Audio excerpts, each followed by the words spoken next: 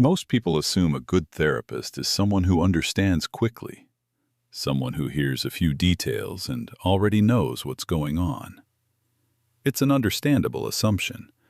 Expertise usually looks like speed. The experienced mechanic diagnoses the engine fault in seconds. The experienced doctor recognizes the pattern before the patient finishes describing it.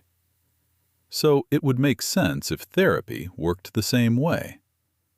But many experienced therapists describe something almost the opposite. The longer they practice, the slower they become to decide they understand someone. This isn't because they've lost confidence. It's because they've learned something about certainty that takes most people years to notice. Certainty closes a door.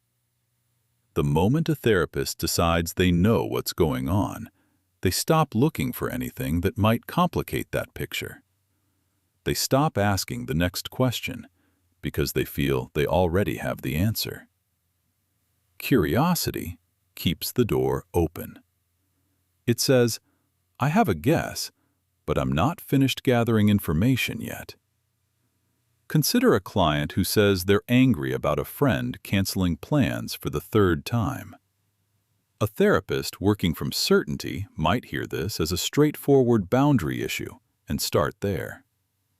A therapist working from curiosity might wonder the same thing, but hold it loosely. What else might be sitting underneath that anger? Disappointment, a fear of being unimportant to people, an old, familiar feeling of being deprioritized that started long before this particular friendship. The certain therapist may never find out. The curious one might. This is one of the quiet differences between a beginner and someone who has been doing this work for a long time. Beginners often feel pressure to arrive somewhere, to have a formulation, to know what's wrong and what the plan is. Curiosity can feel, at first, like not doing your job properly.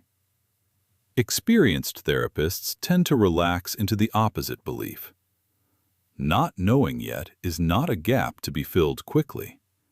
It's the actual work. There's a reason this matters more than it might seem. When a therapist decides too early that they understand a client, the client often senses it. People are remarkably good at noticing when someone has stopped genuinely wondering about them and started simply confirming a theory.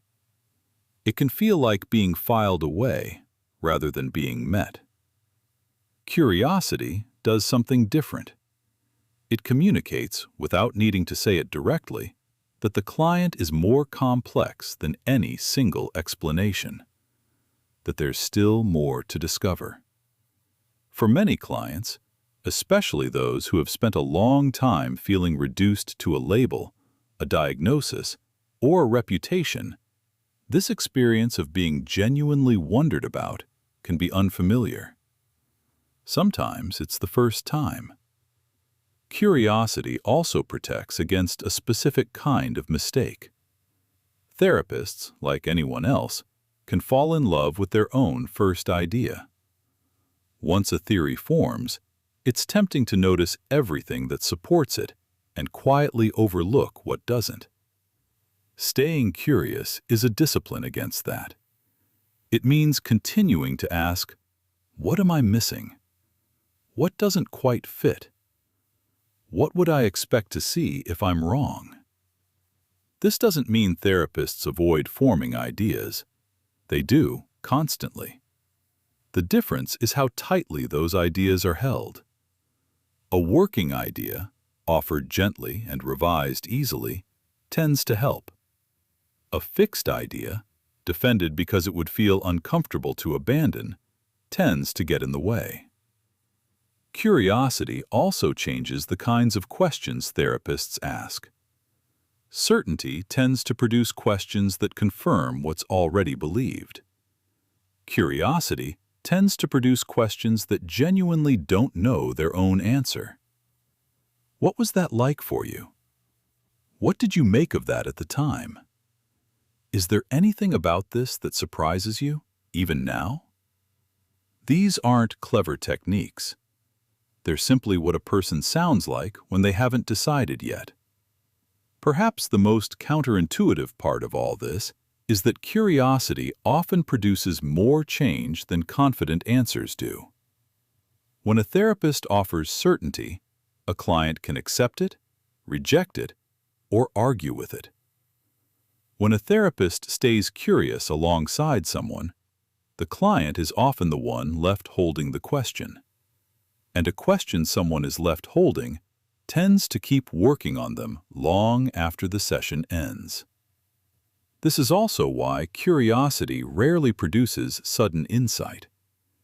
It tends to work slowly, gathering small observations over many conversations until, eventually, something clicks into place. Which raises a different question entirely.